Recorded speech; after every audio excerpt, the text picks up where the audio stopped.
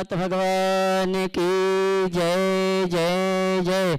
बोले देवादिदेव गणायतन के जनालय के मूलक श्री चंद्र प्रभु भगवान की जय जय जय। बोले देवादिदेव श्री चिंतामणि पार्श्वनाथ भगवान की जय जय जय। संत श्रोमणी गुरुराचार्य श्री विद्यासागर जी महाराज की जय जय जय। प्रमाणिक संत गुणायतन प्रणेता संका सोनन भावनिक प्रवर्तक जन जन के संत प्रखर वक्ता बोले परम पूज्य मनीष श्री 160 प्रमाण सागर जी महाराज की जय जय जय। बोले परम पूज्य मनीष श्री निर्वेक सागर जी महाराज की। बोले परम पूज्य मनीष श्री शीतल सागर जी महाराज की। तीर्थराज संबेश्वर की तलहटी में स्थित गुणायतन परिसर से टीवी चैनल का बहुचर्चित विश्वविख्यात संका समाधान का कार्यक्रम हम और आप प्रारंभ करें। उसके पूर्व गुणायतन और श्री सेवायतन परिवार आपका हार्दिक अभिनंदन स्वागत करता है। चलते हैं प्रतिदिन की भांति हम और आप मुनि संघ के श्री चरण में नमन करते हुए आशीर्वाद प्राप्त करेंगे और निवेदन करेंगे शंका समाधान के कार्यक्रम के लिए। चलते हैं पारस चैनल, जनवाणी चैनल और प्रमाणिक जिस कार्यक्रम को घर में बैठ के देख और सुन रहे उन सभी की ओर से और यहाँ पर उपस्थित समस्त श्रावक श्राविकाओं की ओर से परम पूज्य मुनि संघ के श्री चरण में नमन करते हुए आशीर्वाद प्राप्त करेंगे। दोनों हाथ जोड़ लेंगे, बोलेंगे हे मुनिवर नमोस्तु, हे गुरुवर नमोस्तु, हे मुनिवर नमोस्तु।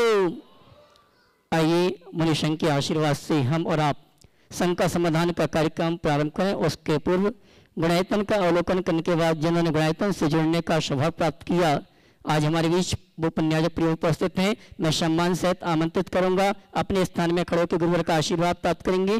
कैमरामैन कवर करेंगे। निर्माण निधि के रूप में श्रीमान मुकेश जी, श्रीमती नीलम जी ग्वालियर, श्रीमान समीर जी, श्रीमती रिया जी छतरपुर मध्य प्रदेश अगर उपस्थित हैं तो अपने स्थान में खड़े होकर गुरुवर का आशीर्वाद प्राप्त करेंगे। मैं चाहूंगा सम्मानित पुण्याजकों का आप जोरदार ताली बजाकर उनका सम्मान करें। और चलते हैं गुणायतन में निर्माण मित्र के रूप में जोड़ने का अवसर प्राप्त किया इंजीनियर अमृता जी, प्रकाश जी, अद्विका जी, अवीरा जी जबलपुर निवासी, वर्जीनिया यूएसए प्रवासी डॉक्टर विजय जी, शोभा जी इनके ये पुत्री हैं। मैं सम्मान से आमंत्रित करूंगा। वे आए मंच पर परम पूज्य मुनिवर के श्री चरण में नमन करते गुरुवंदना का सौभाग्य प्राप्त करेंगे। उनके सम्मान के लिए मैं आवाज दूंगा हमारे गुणायतन के प्रशासक महोदय श्रीमान सिद्धार्थ जी काशीवाल कानपुर। और इसी क्रम में साथ में सम्मान के आमंत्रित करूंगा श्रीमान कपूर जी कोटा।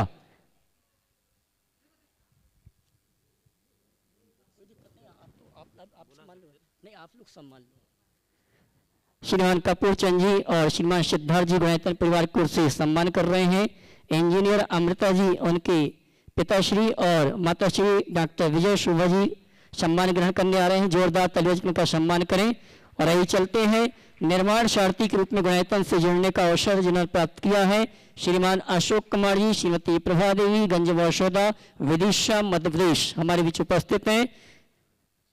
आए मंच पर परम पूज्य मुनिवर के श्री चरण में नमन करते गुरुवंदना का सौभाग्य प्राप्त करेंगे। और उनके सम्मान के लिए मैं आमंत्रित कर रहा हूँ गुणायतन के श्री साहब श्रीमान सुभाष जी। वे आएंगे सम्माननीय हमारे निर्माण सारथी पुण्याजक परिवार का सम्मान का कार्यक्रम संपन्न करें। और मैं चाहूंगा आप जोरदार ताली बजाकर इनका सम्मान करें।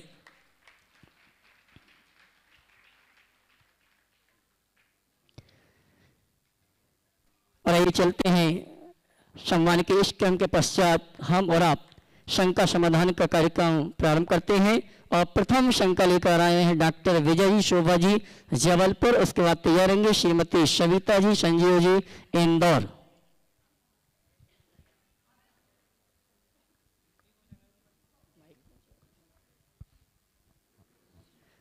अगली शंका के लिए तैयार रहेंगे श्रीमती सविता जी संजीव जी इंदौर। हे मुनिवर, आपके चरणार बिंद में त्रिवार हमारा नमोस्तु। गुणायतन के आप प्रणेता हो, जन जन के आप आज ऐसे ही आपकी पूरे विश्व में छवि है कि आज हमारी बिटिया अमृता जैन कुछ कारण से बाहर खड़ी है। उसके मन में भाव आया और उसी का ये प्रश्न है। गुरुवार कल हम लोगों ने वंदना की थी। वंदना करने के बाद में 2400 टोंकों पे गए तो सभी टोंकों पे जो अभिलेख हैं कि इस इतने कोड़ा कोड़ी करोड़ लाख हजार मुनि या इस टोंक से मोक्ष गए, सिद्ध हुए। तो उनके मन में आया कि पापा इसका कैलकुलेशन का क्या उस समय आधार रहा होगा। दूसरी बात, यदि इतने क्षमा करना, और ये बहुत गौरव की बात है भारतवर्ष में। दूसरी महाराज जी, आपका प्रश्न मैं समझ गया, मैं पूरा कर देता हूँ। क्षमा। आप शायद ये बोलना चाह रहे हैं कि इतने कोड़ा कोड़ी करोड़ों मुनि मोक्ष गए, तो इसका कैलकुलेशन कहाँ है, और इतने एक साथ आए हों तो पहाड़ पर टिके कैसे हों? नहीं, ये तो है। दूसरा ये था महाराज जी कि उस समय जब इतने हमारे मुनि, असंख्य मुनि, हाँ, तो फिर जनसंख्या कितनी होगी? हाँ, तो हमारे जनसंख्या अनादि काल में कितनी थी और आज इतनी क्यों हो गई? बस 3 सवाल है जी, और तीनों का उत्तर सुन लो। पहली बात तो ये सब भगवान की दिव्य ध्वनि से निश्चित है जी। वीतराग परमात्मा ने जो अपने उपदेश में कहा वो हमारे शास्त्रों में है, और वही परंपरागत तरीके से हम सबके बीच चलता है। दूसरी जो बात है कि इतने मुनि एक साथ मोक्ष कैसे गए, और मोक्ष गए तो उस समय हमारे देश की जनसंख्या कैसे होगी? साथ नहीं बोला, सिर्फ गए। हाँ, गए जी। तो पहली बात इसका पहला उत्तर तो ये है कि इतने मुनि कभी भी मोक्ष एक साथ नहीं गए। इसका जो काल खंड है वो असंख्य वर्षों का है। इस तीर्थ काल में इतने कोड़ा कोड़ी मोक्ष गए, और इक्का दुक्का ही गए, एक साथ ज्यादा नहीं गए जी। ऋषभदेव से भगवान महावीर पर्यंत इस चौथे काल का काल है 42,000 वर्ष कम एक कोड़ा कोड़ी सागर। 1 करोड़ को 1 करोड़ से गुना करने में एक कोड़ा कोड़ी होता, उतना सागर, यानी सागर की जितनी बूंदें हैं उतने बरस। समझ गए जी। असंख्य वर्ष। इस अवधि में यह जीव असंख्य जन्म ले सकता है। समझ गए? तो 1 कोड़ा कोड़ी सागर आ गई समझ में? 1 कोड़ा कोड़ी सागर कितना होता है? ये जो उत्सर्पणी अवसर्पणी काल है वो 20 कोड़ा कोड़ी सागर का होता है, एक कल्प काल। 10 कोड़ा कोड़ी सागर में 1 कोड़ा कोड़ी सागर का, बहुत असंख्य वर्षों का है। इतने काल खंड में इतने मुनि मोक्ष गए, जो 24 तीर्थंकरों का काल बीता उसमें गए, और एक साथ इतने नहीं गए। एक साथ यदि किसी स्थान से मोक्ष जाएंगे, सारे लोक के मनुष्य अगर एक साथ मोक्ष जाएं और किसी एक ही स्थान से जाएं या कहीं से भी जाएं, तो एक साथ पूरे मनुष्य लोक में जाएंगे तो 108 से अधिक नहीं जा सकते, और 8 समय में 608 से अधिक नहीं जा सकते, और 8 समय में लगातार 608 चले गए तो 6 महीना कोई नहीं जाएगा। 6 महीने 8 समय में 608 जीव ही मोक्ष जा पाते हैं। कोई एकाध वर्षों में एकाध गया होगा, इसलिए परेशान होने की जरूरत नहीं है। प्रार्थना करो भावना भाव कि मोक्ष जाने वालों में मेरा नाम जुड़ जाए, जिससे हम अपने जीवन को धन्य करें। श्रीमती सविता जी संजीव जी इंदौर, उसके बाद तैयार रहेंगे श्रीमान डी के जैन साहब दिल्ली। नमस्ते महाराज जी। इच्छा में महाराज जी, आज महाराज जी बहुत परम सौभाग्य है कि इतना बड़ा होने के बाद पहली बार शिखर जी के दर्शन करने के लिए आई हूँ।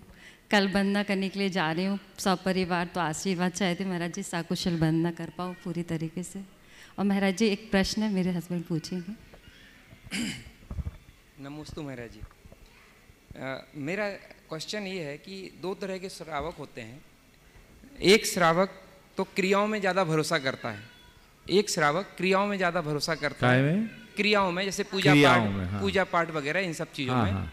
लेकिन उसकी भावनाएं उतनी पवित्र नहीं दिखती हैं, व्यवहार में समझ में नहीं आता है। एक दूसरा श्रावक ऐसा होता है जो स्वाध्याय में ज़्यादा भरोसा करता है, अच्छी बुक्स पढ़ता है, लेकिन वो क्रियाओं में मतलब पूजा पाठ वगैरह उतना ज़्यादा नहीं कर पाता है। तो हम आपकी दृष्टि से दोनों श्रावक में उज्ज्वल श्रावक कौन है? देखो, स्वाध्याय किसको बोलते हैं? किताब पढ़ना या ज्ञानार्जन करना? ज्ञानार्जन क्या है? शास्त्र। स्वाध्याय में आपको कहा जाता है कि तुम भगवान की पूजा करो, भक्ति करो, श्रावक के 60 कर्तव्यों का पालन करो। स्वाध्याय में लिखते हैं कि नहीं लिखते? अपने आत्मा में डूबने की बात भी की जाती है, बहुत सारी चीज़ें लिखी जाती हैं। हम केवल पढ़ें और करें नहीं तो हमारे स्वाध्याय का कोई अर्थ है क्या? बोलो। सही बात है। अर्थशास्त्र पढ़ाया जाता है किस लिए? कि व्यक्ति अर्थशास्त्र का परिज्ञान करके आर्थिक समृद्धि को प्राप्त करे। पर केवल अर्थशास्त्र पढ़ने से हो जाएगा? नहीं हो। आपने 2 कहा, मैं तीसरे को खड़ा करता हूँ। एक व्यक्ति है जो अर्थशास्त्र का ज्ञान रखता है पर कुछ करता नहीं। एक व्यक्ति है जो कारोबार कर रहा है लेकिन उसको कोई व्यापार का ज्ञान नहीं। तो कभी कभी वो व्यापार तो खूब कर रहा है, माल तो खूब बेच रहा है, कमाई बिल्कुल नहीं, क्योंकि घाटे का सौदा कर रहा है। खरीद 100 रुपये की है, बेच 80 रुपये में रहा है। और तीसरा व्यक्ति वो है जो पढ़ा लिखा बिल्कुल नहीं है, लेकिन जिसके पास अनुभव बहुत है।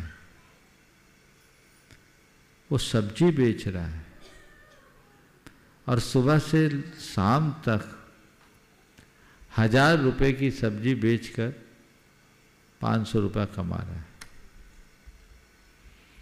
तीनों में सबसे अच्छा किसको कहोगे?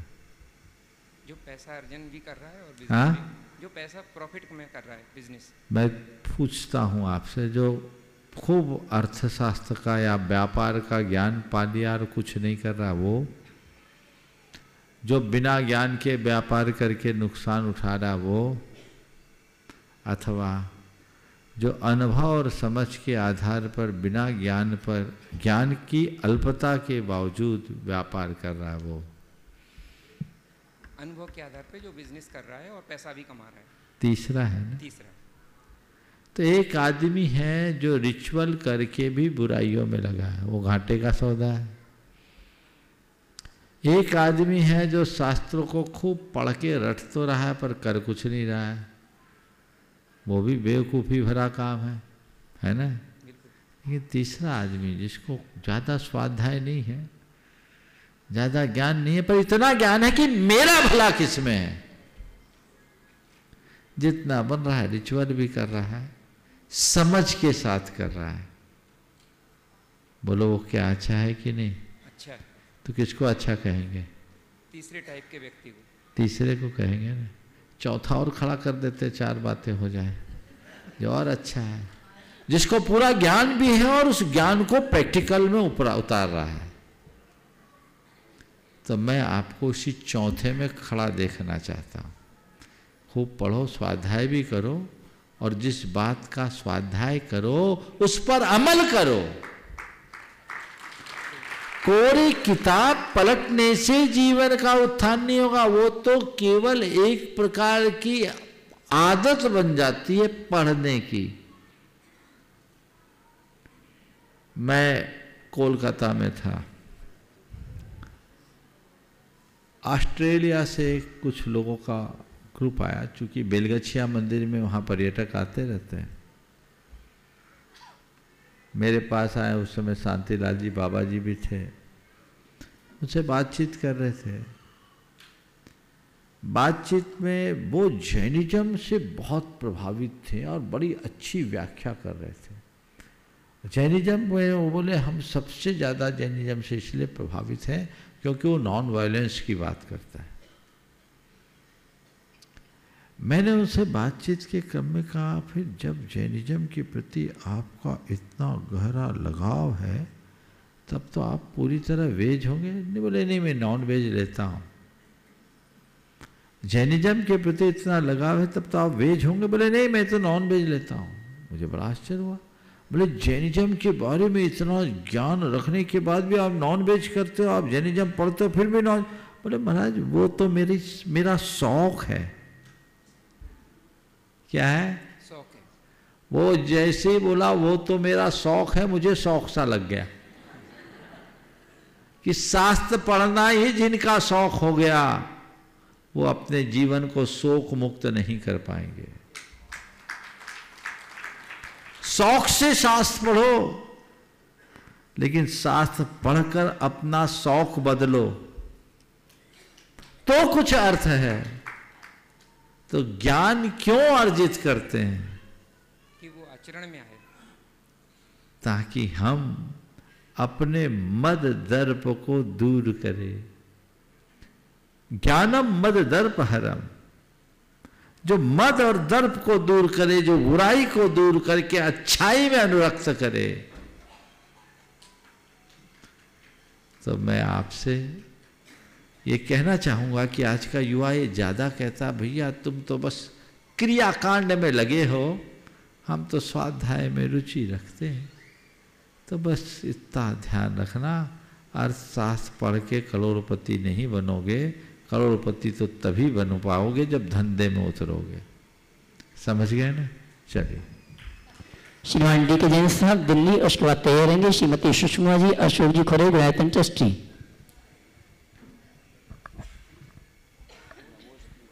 हे महाराज जी, हमारे और मेरे परिवार के तरफ से तिरवार नमोस्तु नमोस्तु नमोस्तु। हमारा परम सौभाग्य है कि आपके सानिध्य में हमारा परिवार सिद्ध चक्र मंडल विधान आयोजित कर रहा है। उसका सबको हमारा पुण्य अर्जन तो हो ही रहा है। हमारा प्रश्न है हमारे ग्रुप की ओर से कि और हम लोग, हमारा परिवार हर वर्ष सिद्ध चक्र मंडल विधान का संकल्प लिए हुए हैं। हमने कोविड को छोड़कर हर साल हम लोग करते आ रहे हैं अरुण भैया जी के सानिध्य में। हमारा प्रश्न है, सब लोग ग्रुप में ये कह रहे थे कि विधानकर्ता जो होता है उसका पुण्य बलशाली होता है, जो सम्मिलित होता है विधान में उसका भी तो पुण्य बलशाली होता है। वो कितना होता है, ये हमारा मार्गदर्शन दीजिए। नमोस्तु। देखिए, विधान करने में पुण्य होता है। अब इस चक्कर में काहे पड़ रहे हो किसका पुण्य बलशाली हो? अगर मैं कहूं कि केवल विधानकर्ता का पुण्य बलशाली होगा तो तुम्हारे आजू बाजू में खड़े हुए लोग हट जाएंगे, तुमसे दूर हो जाएंगे, तुम्हारा बल कितना बचेगा? बोलो। नहीं, उनका भी सुनो तो मेरी बात। अभी तुम्हारा बल है, पर बल क्यों है? क्योंकि तुम्हारे आजू बाजू में दल है। बिना दल के बल कैसे? निश्चित विधानकर्ता के निमित्त से आए हैं, इसलिए विधानकर्ता का पुण्य ज्यादा होगा। लेकिन विधानकर्ता जब तक तुम्हारे साथ का दल तुम्हारा साथ न दे तो तुम क्या करोगे? इसलिए आभारी बनो, बहुत बहुत आभारी हैं। दिमाग से निकालो कि मेरा पुण्य ज्यादा है, तुम तो इनसे को सब पुण्य तुम्हारा है। नहीं, हम जो सम्मिलित हो रहे हैं उनका प्रश्न था। मैं बोल रहा, सुनो तो पूरी बात बोल रहा हूं। मैं जो बोलना चाह रहा, ये कहो कि सब पुण्य तुम्हारा है। और जितने लोग विधान में सम्मिलित हुए वो ये सोचे कि उनके पुण्य से हमें पुण्य कमाने का मौका मिला है, तो हम भी किसी को पुण्य कमाने का अवसर दे और अगली बार हम खुद आगे होकर के ये कार्य। नमोस्तु नमोस्तु नमोस्तु नमोस्तु। श्रीमती सुषमा जी, अशोक जी खरे, गुणायतन ट्रस्टी। उसके बाद तैयार रहेंगे बांकुड़ा जिले के भोक्ताबांध गांव के शराब जैन समाज के सभी शराब बंधु एक साथ प्रशांत जी माझी के साथ। महाराज श्री को नमोस्तु, एलग जी चिल्लक जी को इच्छामी। महाराज श्री, मूर्तिकार अपनी लगन निष्ठा और कौशल से पाषाण से शांति। अब बोलिए। एक मूर्तिकार अपनी लगन निष्ठा और कौशल से पाषाण से मूर्ति बनाता है। बनावट और संरचना का बारीकी से ध्यान रखते हुए मूर्ति रूप देता है। उससे जब पूछा गया कि आप मूर्ति बनाते समय क्या भाव रखते हैं, तो वह बोला, आप मूर्ति की पूजा करो, तो महाराज हमारा यह प्रश्न है, मूर्ति बनाने वाले मूर्तिकार, प्रेरणा स्रोत, प्रतिष्ठाचारी और पुण्यार्जक को क्या पुण्य की प्राप्ति होगी? देखिए, बात बिल्कुल सही है। हम किसी मूर्ति के सामने जाते हैं तो भगवान के दर्शन होते हैं और हम आनंद से भर जाते हैं।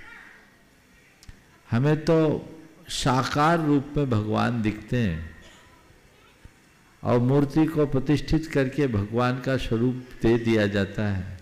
हमारे मन की श्रद्धा उस मूर्ति में हमें भगवान का दर्शन करा देती।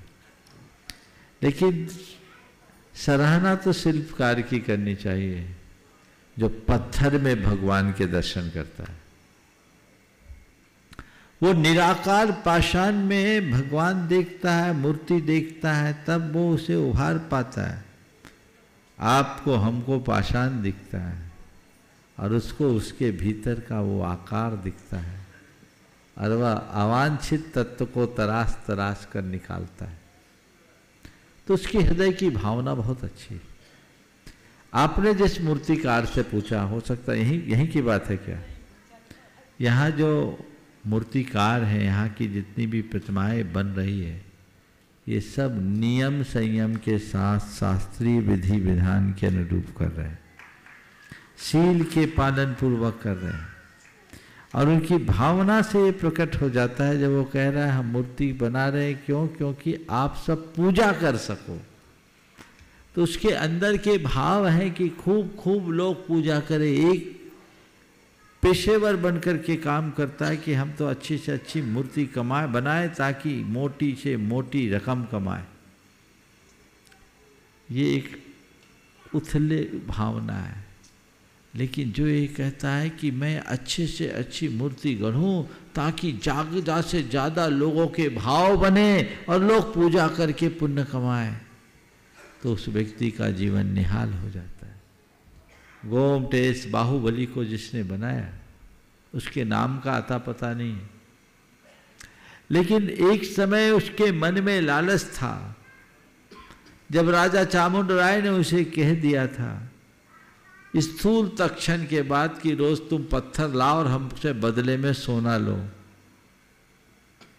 अब रात ख्वाब में खो गया, उसे मूर्ति की जगह सोने का पहाड़ दिखने लगा। अब जब कभी वो मूर्ति के सामने जाए तो उसकी हथौड़ी न चले, क्योंकि उसे लगे कि मैं जितना चट्टान निकालूंगा उतना सोना आएगा, सोने का पहाड़ है। काम बंद हो गया, कई रात नहीं सो पाया। एक रात उसकी माँ ने देखा कि तो कई दिन से सो नहीं रहा, तो पूछा बेटा तू क्या कर रहा है? उसने माँ को हकीकत बताई। तो माँ ने उसे धिक्कारते हुए कहा, धिक्कार है तुझे, एक चामुंड राय है जो अपनी माँ की साध पूरी करने के लिए अपना खजाना लूटा रहा है, और एक तू है जो खजाने के लिए अपनी माँ की साध को मिटा रहा है। वो क्षण था, उसी क्षण उसने अपना दृष्टिकोण बदला और कहा अब मैं मूर्ति नहीं भगवान को गढ़ूंगा और इसके बदले कुछ नहीं लूंगा। वो अमर हो गया। जब गोमटेश की वंदना करते हैं तो उसे बनाने वाले शिल्पकार के प्रति सब कोई नतशीश हो जाते हैं। तो ऐसे ही प्रतिमाओं में अतिशय होता है। यहाँ भी जो बना रहा है आप उससे बात करोगे तो उसका यही उत्तर मिलेगा, उसके हृदय में भावना है। तो ऐसे जीव जल्दी तरते हैं। तो अगर प्रतिमा बनाने वाला व्यक्ति अपने भाव अच्छे रख रहा है तो वो पैसा नहीं, केवल पैसा नहीं, साथ ही से पुण्य का बंध करता है। जो प्रतिमा पधराते हैं वे साथ ही से पुण्य के भागी होते हैं, और जिनके सानिध्य में प्रतिमा की प्रतिष्ठा होती है उनको भी साथ से पुण्य का बंध होता है। और ये सब कर लेने के बाद जो उनका दर्शन करते हैं वो भी पुण्य का बंध करते हैं। लेकिन दर्शन करने वाले को केवल अपना पुण्य होता है, पर प्रतिमा पधराने और प्रतिष्ठापित करने वालों को उन सब का पुण्य मिलता है जो उनकी पूजा और वंदना करता है। नमस्ते महाराज जी। बांकुड़ा जिले से भोक्तावंद गांव के शराब जैन समाज के समस्त शराब बंधु प्रशांत जी माझी के साथ, उसके बाद तैयारेंगे पुरुलिया जिले के भागवंद क्षेत्र के शराब जैन समाज के समस्त शराब बंधु विद्युत माझी के साथ। बाघा बांध बाघा। नमस्ते। पश्चिम बंगाल बांकुड़ा जिला भोक्तावन से सारे सोराक भाई को तरफ से महाराज जी को नमस्ते नमस्ते नमस्ते, और छुल्लक महाराज जी को इच्छामी इच्छामी इच्छामी, और उपस्थित साधर्मी भाई बहन को जय जिनेंद्र जय जिनेंद्र जय जिनेंद्र। महाराज श्री के पास हमारा प्रश्न यही जे महाराज अतीत में जो तीर्थंकर हुए थे वो तो पुरुष थे, वर्तमान ने जो तीर्थंकर है वो पुरुष है, तो भविष्य में कभी महिला तीर्थंकर हो सकते हैं? जैन धर्म मते महिला लोग मोक्ष पाते हैं और नहीं। आपने ये पूछा है कि जो अतीत में तीर्थंकर हुए तो वही वर्तमान में हुए हैं, और जो वर्तमान में हुए हैं क्या वही भविष्य में होंगे, यही पूछा है ना। और स्त्री महिला तीर्थंकर मोक्ष जा सकती है कि नहीं, ये दो सवाल है ना। पहली बात तो ये समझिए कि जो तीर्थंकर है वे कौन है। आज जो तीर्थंकर बने वे कभी हमारे आपकी तरह सामान्य प्राणी थे। हर प्राणी परमेश्वर बन सकता है, ये जैन धर्म की सबसे बड़ी बात है। प्राणी परमेश्वर बन सकता है अगर वो ऐसा पुरुषार्थ करे, और एक बार मुक्त हो गया तो वापस संसार में नहीं आता। अतीत के 24 तीर्थंकर अलग थे, वर्तमान के 24 तीर्थंकर अलग हैं, और भविष्य में जो 24 तीर्थंकर होंगे वे भी अलग होंगे। जहाँ तक महिला को मोक्ष जाने का सवाल है, तो मोक्ष तो न महिला को मिलता है न पुरुष को मिलता है। क्या बोल रहा हूँ? मोक्ष न तो महिला को मिलता है न पुरुष को मिलता है। मोक्ष उसको मिलता है जो अपनी आत्मा में डूब जाता है, निर्ग्रंथ बन जाता है। समझ गए? और निर्ग्रंथ बनने के लिए पूरी तरह दिगंबर होना पड़ता है। समझ गए? महिला की बहुत सारी मर्यादाएं हैं प्रकृति जन, इसलिए वो उसकी निर्ग्रंथता का अभाव उसको रोकता है। और पुरुष भी जब तक निर्ग्रंथ नहीं बनता तब तक मोक्ष नहीं जाता। समझ गए ना? आशीर्वाद। पुरुलिया जिले के खड़े रहे एक मिनट, एक बार खड़े। ये भोक्ता बांध बांकुड़ा जिला का एक गांव है।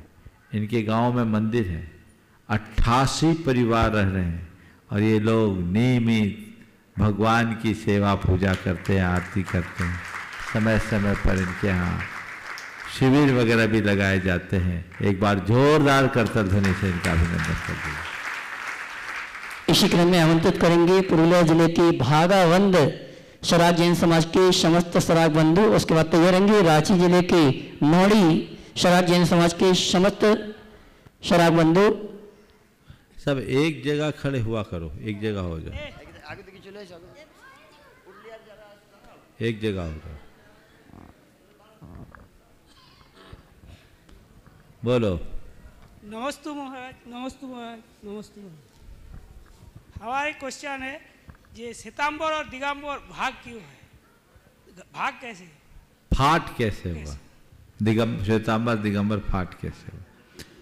देखो भाई, पहले तो मैं कहूँगा ये बाघा बांध, बाघा बांध ना, भारा बांध, ये पुरुलिया जिले का एक गांव है, और वहाँ इनके गांव में दिगंबर जैन मंदिर है। और कितने परिवार है? 120 परिवार है, और बहुत अच्छे से धर्म का पालन कर रहे हैं। आपका ये जो कहना है कि दिगंबर श्वेतांबर में भेद कैसे हुआ, ये भगवान महावीर के निर्वाण के उपरांत 3 केवली भगवान हुए, गौतम स्वामी, सुधर्मा स्वामी और जम्बू स्वामी। इनका काल 63 वर्ष का हुआ। उसके बाद 5 सुत केवली हुए, विष्णु, नंदीमित्र, गोवर्धन, अपराजित और भद्रबाहु। ये 5 सुत केवली भगवान हुए जिनका काल 100 वर्ष हुआ। 163 वर्षों तक पूरा संघ अभिभक्त रहा और सभी निर्गंथ कहलाते थे, पूरा संघ दिगंबर रहता था। अंतिम सुत केवली भद्रबाहु के काल में पूरे उत्तर भारत में 12 वर्ष का 12 वर्ष का भयंकर अकाल पड़ा। उस अकाल को देखकर आचार्य भद्रबाहु ने सभी से कहा कि हम लोगों को दक्षिण भारत की ओर चलना चाहिए, यहाँ हमारी चर्या नहीं पल पाएगी। आचार्य भद्रबाहु के संदेश आदेश से संपूर्ण मुनि संघ का एक बड़ा भाग दक्षिण भारत की ओर चला गया। उस समय मगध के राजा सम्राट चंद्रगुप्त मौर्य थे, वो भी उनके शिष्य बनकर भद्रबाहु महाराज के साथ दक्षिण भारत की ओर चले गए।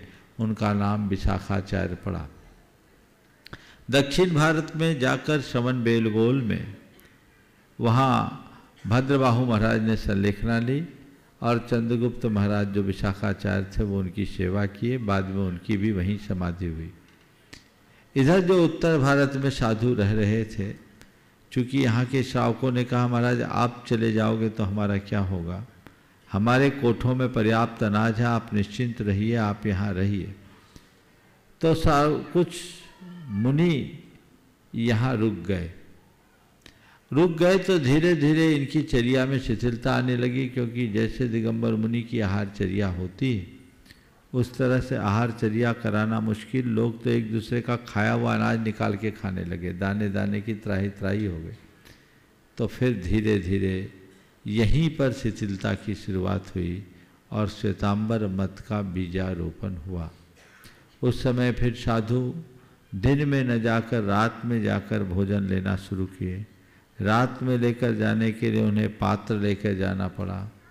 अंधेरे में रात में जाने से नग्न दिगंबर मुद्रा देखकर कई लोग भयभीत हुए, तो उन्हें शुरुआत में एक वस्त्र का टुकड़ा लेके ऐसे हाथ में लेकर चलना पड़ा, जिसका नाम पड़ा अर्ध फालक संघ।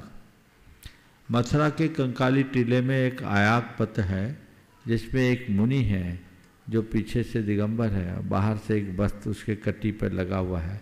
ये अर्ध फालक संघ का एक प्रारंभिक रूप है।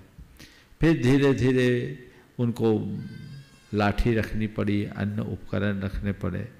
जब सुकाल हुआ, दक्षिण भारत के मुनि इधर आए, उन्होंने इनकी चर्या देखी तो बोला ये तो नहीं है, ऐसा नहीं होना चाहिए। पर ये लोग नहीं माने कि बोले भगवान का ये कहना है हम सचेल अचेल दोनों प्रकार से मुक्ति को प्राप्त कर सकते हैं। तो कुछ लोगों ने कहा हम अचेल धर्म नहीं, हम सचेल धर्म मानेंगे। और यहीं से फिर दिगंबर और श्वेतांबर रूप संघ भेद हो गया। जो सबस्त्र मुक्ति मानने लगे वो श्वेतांबर कहलाए, और जो हमारी पुरातन परंपरा के अनुसार पूर्णतः निर्वस्त्र होने पर ही मुक्ति की बात कहते थे वो दिगंबर हुए। तो दिगंबर श्वेतांबर का मूल कारण ये। रांची जिले के नौड़ी ग्राम के शराब जैन समाज के समस्त स्वराग बंधु तैयार रहेंगे अगले प्रश्न के लिए। उसके बाद तैयार रहेंगे श्रीमान अरहंत जी सोनीपत हरियाणा। ओ बाकी लोग बैठ जाए।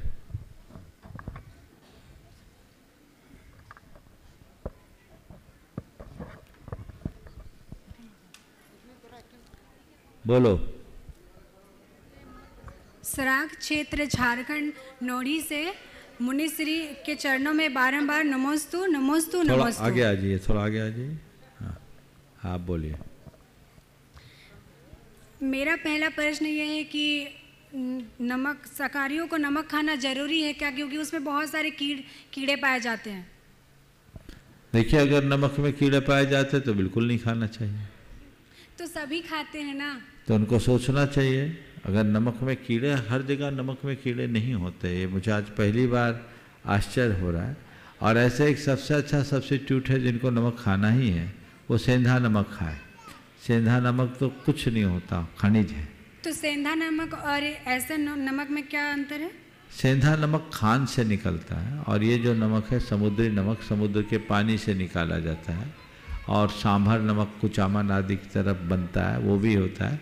कीड़े होते हैं ऐसा मैंने नमक के बारे में नहीं सुना, आपको अगर किसी ने बताया है तो इसकी और तथ्यात्मक जानकारी ले लें। अगर ऐसा होता है तो नमक नहीं खाना चाहिए, पर पहले इसकी जानकारी ले लेना चाहिए। मेरी जानकारी के अनुसार नमक में कोई कीड़े नहीं होते, इसलिए जो खाते तो खाते हैं। और यदि कोई जानकारी आपको मिली है, लोगों को पता करना चाहिए, तभी नमक का सेवन करना चाहिए। ये झारखंड में रांची क्षेत्र में रांची, सरायकेला, खूंटी, तमाड़ आदि कई जिले हैं जहाँ काफ़ी संख्या में सराग बंधु हैं। ये लोग आज लौड़ी गांव से आए हैं, जहाँ कितने परिवार है? 40 72 परिवार है। इनके यहाँ भी मंदिर हैं, देव दर्शन करते हैं और साधुओं को आहार आदि भी देते हैं। जैन धर्म का दृढ़ता से पालन करते हैं। एक बार जोरदार करता ध्वनि से इनका अभिनंदन करते। सोनीपत हरियाणा से मरवीच श्रीमान अनंत जी उपस्थित, मैं सम्मान सहित मंच पर आमंत्रित करूंगा। गुरु वंदना के लिए और उनके सम्मान के लिए आवाज दूंगा हमारे गुणायतन के सीओ साहब श्रीमान सुभाष जी। अगले प्रश्न की तैयार रहेंगे पूर्व मुख्य न्यायाधीश सिक्किम हाईकोर्ट और पूर्व अध्यक्ष मानवाधिकार सिक्किम MP श्रीमान NK जैन साहब जयपुर। सोनीपत हरियाणा से मरवीच अनंत जी, उनका सम्मान का कार्यक्रम हमारे गुणायतन के सीओ साहब कर रहे हैं और अगली शंका को लेकर आ रहे हैं श्रीमान अनंत जी सोनीपत हरियाणा। उसके बाद तैयार रहेंगे श्रीमान NK जैन साहब जयपुर। बोलो, सवाल करो। मेरे राधे श्री के श्री चरणों में मेरा और मेरे समस्त रघुबीर सिंह जैन परिवार सोनीपत एवं सकल दिगंबर जैन समाज सोनीपत का नमोस्तु अर्पण करता हूँ। गुरुदेव, हमने सुना है कि रावण जब भक्ति कर रहा था शांतिनाथ भगवान की, तो उसकी वीणा का तार टूट गया था, तो उसने अपनी एक नस निकाल के उसकी वीणा की तार में लगाया था। तो महाराज जी, जब उसकी वीणा का तार टूटा तो क्या उसकी तल्लीनता भंग नहीं हुई भक्ति से? और दूसरा, उसका रक्त का प्रसव मंदिर में इर्द गिर्द नहीं फैला क्या? और यदि ये बात मिथ्या है तो ये क्या रहस्य है? और यदि सत्य है तो उसी तरह की तल्लीनता, दृढ़ अटूट भक्ति हम अपने अंदर कैसे जागृत करें? कृपया ये बात बिल्कुल यथार्थ है, शास्त्रों में ऐसा वर्णन आता है। रावण भगवान का पक्का भक्त था। रावण में हजारों गुण थे, बस एक ही कमी थी, वो बड़ा अभिमानी था, अपने आगे किसी को नहीं देते। तो अभिमानी रावण का पतन हुआ। हम लोग कहावत भी कहते हैं, अभिमानी का सिर नीचा। वो अपने मान के कारण नीचे गिरा। काश वो अपने मान को गला दिया होता तो रावण आज धरती के उच्च आदर्श के रूप में पूजा जाता। आपने जो बात कही कि वो पूजा करते समय, भक्ति करते समय बिना के तार टूटे और अपनी नस खींच लिया, तो ऐसा हो सकता है क्योंकि वो जब भगवान की भक्ति कर रहा था तो भक्ति में इतना लीन हो गया कि देह भाव से ऊपर उठ गया। देह भाव से ऊपर उठ गया और बिना के स्वर चलते चलते चलते चलते उंगलियां चला रहा। उसे लग रहा है कि कुछ नहीं होता, तार खींचा, लगाया, काम कर लिया, थोड़ा सा खटका रुका, लेकिन अभी भगवान की भक्ति मुझे नहीं छोड़ना। तो महाराज उसका अब रक्त जहां तक सवाल है तो वो विद्याधर था, समझ गए? वो इस तरीके से खींचा होगा अपनी नस को कि बिना ब्लीडिंग के काम हो गया, समझ गए? बहुत सारी टेक्निक होती है उस तरह की भक्ति। हाँ, अंदर कैसे? पहले बात पूरी सुनो। अब ऐसी टेक्निक कैसे होते? सुनो तो, पहले बात तो सुनो, अभी पूरी बात तो सुने नहीं। नस खींच लिया हो यह असंभव सा नहीं है, ब्लीडिंग नहीं। हाँ, हमने एक ऐसे डॉक्टर को देखा जो दांत के चिकित्सक थे राजकोट के। वो किसी भी व्यक्ति की कोई भी दाढ़ निकाल दे और बिना ब्लीडिंग के। और दाढ़ कैसे निकाले? यहाँ की एक नस दबाए और यहाँ नस दबाए और फट से दांत क्लिक हो जाए, जीरो ब्लीडिंग। आंख से देखा। 2004 में मैंने सतना में देखा था, उनका एक कैंप था। उस समय बुजुर्ग थे, पता नहीं आज वो इस दुनिया में है कि नहीं। पर कोई भी उनका हर साल कैंप लगता था, अलग अलग जगहों में लगता है। तो ये क्या हुआ, अब यहां दबाया, दाढ़ निकल रही है, जवान व्यक्ति की दाढ़ निकल रही है और एक बूंद खून नहीं निकल रहा है, यानी ऐसा हो सकता है ना। तो रावण ने भी नस निकाला होगा और ऐसा हो गया। अब ये तुम जैसे नौजवान शायद न मानो, पर मैं तुम्हें भी मनवाना चाहूंगा। रावण ने भगवान की भक्ति करते समय बीना बजाई और बीना बजाते समय उसके तार टूटे। तार टूटने पर उसने जो नस जोड़ी, अपनी नस निकाल करके जोड़ दी, उसका एक आध्यात्मिक अर्थ भी हो सकता है। उन्होंने क्या किया, बीना भक्ति का एक बड़ा सबल आधार है। वो बीना क्या है, देह की बीना में श्रद्धा का तार है। समझ गए, देह की बीना में श्रद्धा का तार है, और जब श्रद्धा का तार कहीं टूटता है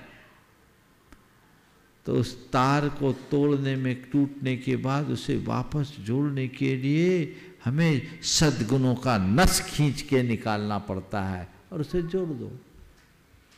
दूसरे तरीके से ये भी कह सकते हैं कि उसकी देह के बिना के इस तार को टूटने में अहंकार कारण आया, तो उसने बुराई की नस खींच करके उसमें लगा दी। ऐसा आध्यात्मिक अर्थ भी हो सकता है और जीवन ढल सकता है। कोई भी तरीके से लगाया जा सकता है। मैंने कभी इस घटना में इस तरीके से सोचा नहीं, लेकिन आज वो हमारी फैक्ट्री में चले गई। हो सकता है और कोई नई बात आप सब तक आए।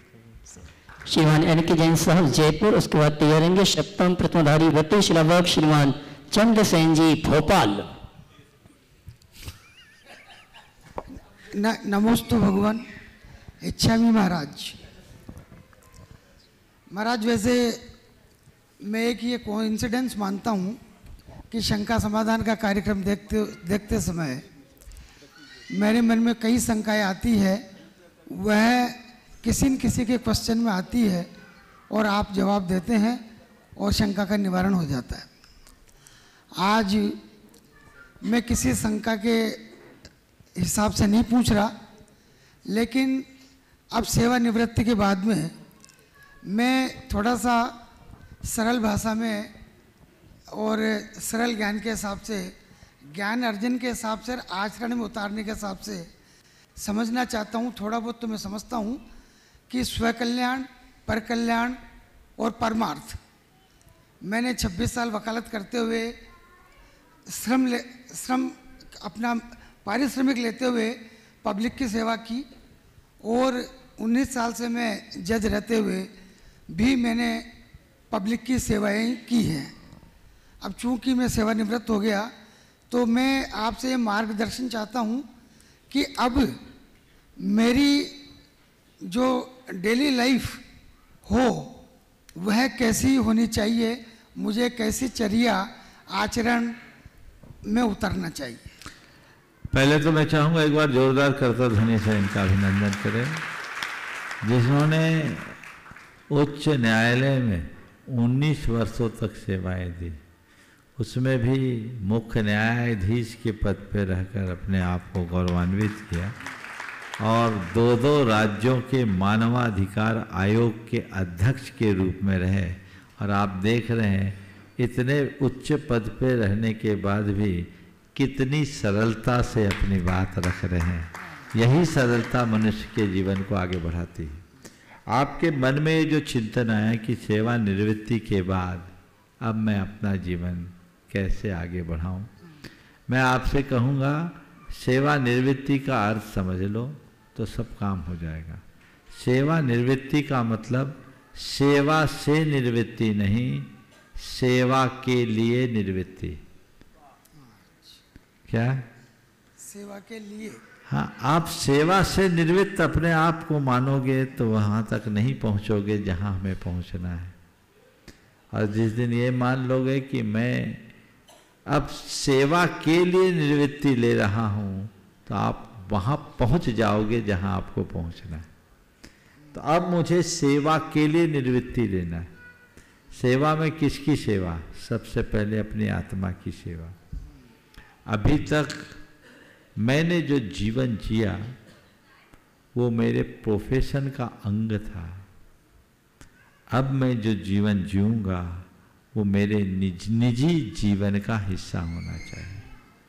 अब मैं अपने लिए जीऊँ, अब मैं जो भी करूँ वह केवल पुण्यार्जन के लिए करूँ, केवल धर्म लाभ के लिए करूँ, केवल परमार्थ के भाव से करूँ। खूब धर्म ध्यान कीजिए। प्रतिभा आपके पास है, अभी तक कानून की किताबें पढ़े, अब भगवान का कानून पढ़ो, उसे समझने की कोशिश करें। नियमित स्वाध्याय कीजिए।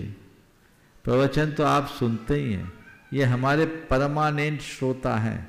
ये जब चीफ जस्टिस रहे उस समय भी ये नियमित शंका समाधान के श्रोता थे, और ये कहते हैं महाराज तभी मेरा वास्तविक जन्म हुआ और मुझ में परिवर्तन आया। तो ये बदलाव है, ये बदलाव स्थायी बने और आगे बढ़े। और मैं तो आपसे कहूँगा अभी से ऐसी तैयारी करो।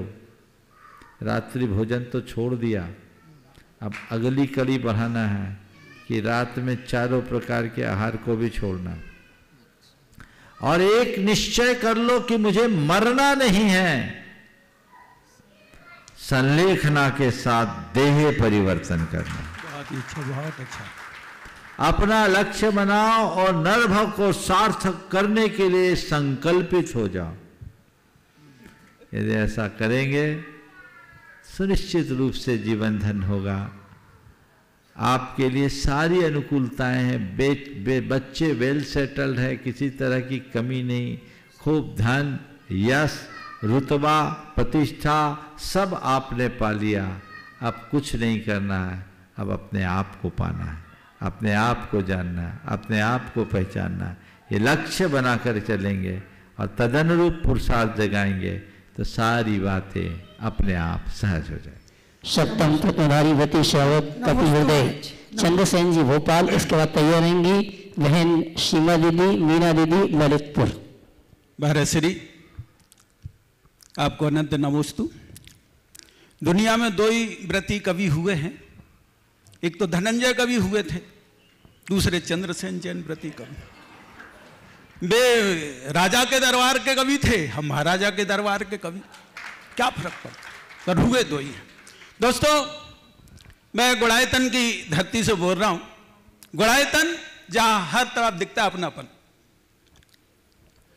हर तरफ दिखता क्या है अपनापन।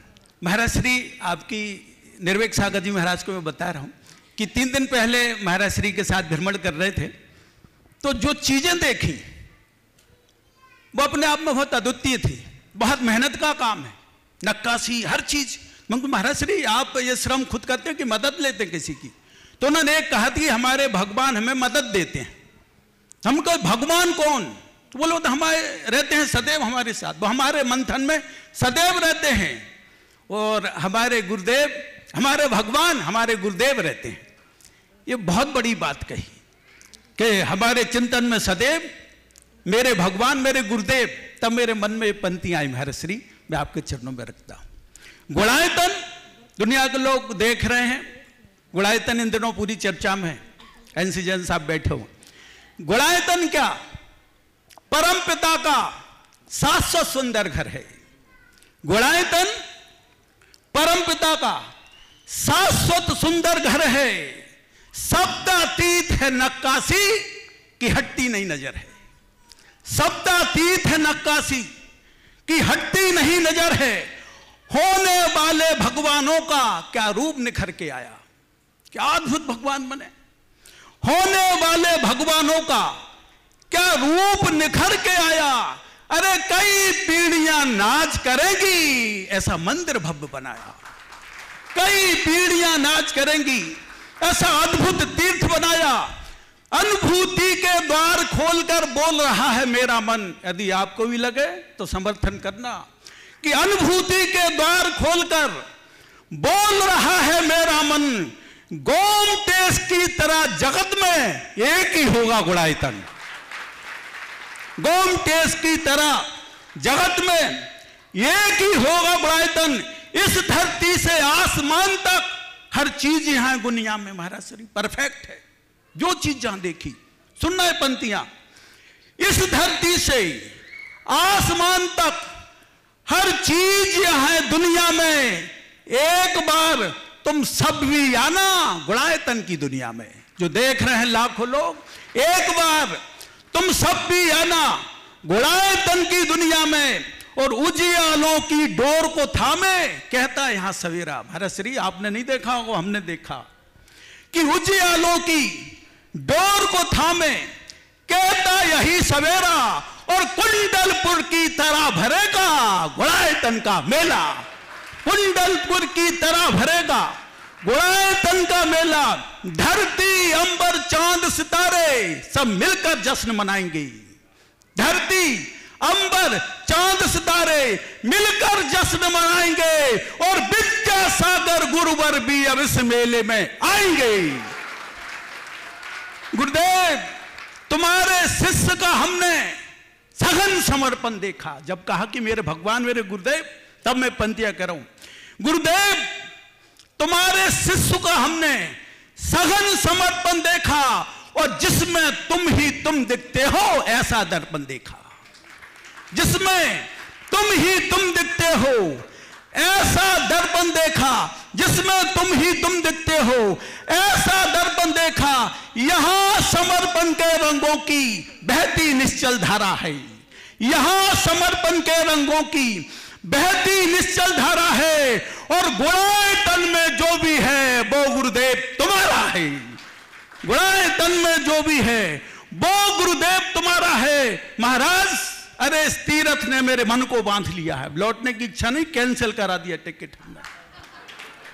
गुरुदेव तुम्हारे तीर्थ ने मेरे मन को बांध लिया है और हमने अपनी मन को बांध के इस आंगन में टांग दिया है।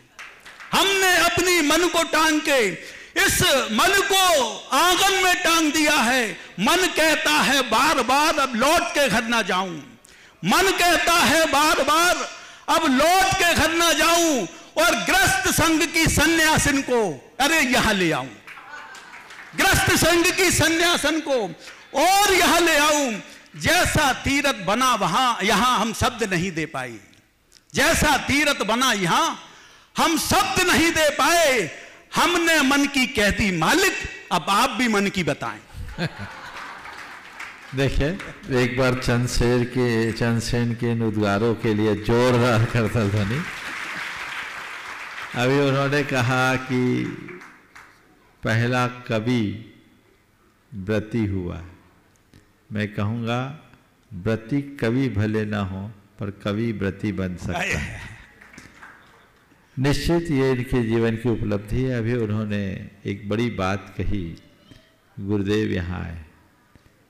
मेरा तो रोम रोम पुकारता है कि गुरुदेव यहाँ आए। और मैं तो मानता हूँ कि यदि गुरुदेव के चरण यहाँ पड़ गए तो यही मेरे जीवन की सबसे बड़ी उपलब्धि होगी और यही उनका सबसे बड़ा आशीर्वाद या एक प्रकार का पुरस्कार होगा। लेकिन हम सबको ये पता है कि उनके बारे में कुछ भी भविष्यवाणी कहना केवल अटकल है। हम भावनाएं भा सकते हैं और आप सबसे ये कहूँगा हल्ला बिल्कुल मत करना कि वो आ रहे हैं, नहीं तो आते आते भी रुक जाते हैं। इसलिए वो तो आए, ऐसी भावना भाव पर बोलना बिल्कुल नहीं। सपना देखो पर दूसरों को मत बताओ, है ना।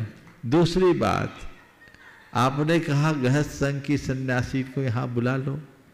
हमने ऐसे सब गृहस्थों के लिए ऐसी व्यवस्था बना दी कि गृहस्थी में सन्यासी बन के रहना है तो साधना वसति का यहाँ है। बहुत अच्छे, बहुत अच्छे। रहो, धर्म ध्यान करो, समाधि तक की व्यवस्था यहाँ है। ये सोच हर तीर्थ में होनी चाहिए। अभी 60 लोगों को ये अवसर मिलेगा, हालांकि ये पंचकल्याण के बाद ही अवसर है, और भी व्यवस्थाएं तब तक बन जाएगी। लेकिन ये एक व्यवस्था है, उस व्यवस्था का लाभ लीजिए।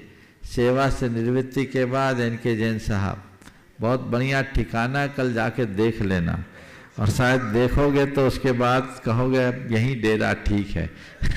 समझ गए। और ये डेरा हमारे जीवन में एक नया सवेरा उत्पन्न करेगा जो जीवन को आगे बढ़ाने में समर्थ बना सकेगा। ऐसी कोशिश हम सबको करते रहनी चाहिए। भावनाएं हैं, मैं तो इतना ही मानता हूँ। परम पूज्य गुरुदेव का आशीर्वाद और आप सबका पुण्य का योग, ये सब आकार लेता जा रहा है। जब शुरुआत थी तो कुछ और सोचा था, लेकिन आज जो आकार है वो अपने आप विस्तार पा रहा है। यह निमित्त नैमित्तिक संबंध है। मैं अपने आप को केवल और केवल एक निमित्त के रूप में देखता हूँ। हम सबको एक ही लक्ष्य रखना चाहिए कि जितना बन सके इस जीवन में जिन शासन की सेवा कर लें, उसी में हमारा उद्धार है। समय हो गया, यहीं पर विराम। बोलिए परम पूज्य आचार्य गुरु श्री विद्यासागर। जय जय जय। बोले परम पूज्य मुनि श्री प्रमाण सागर निर्वेक सागर शीतल सागर जी महाराज की।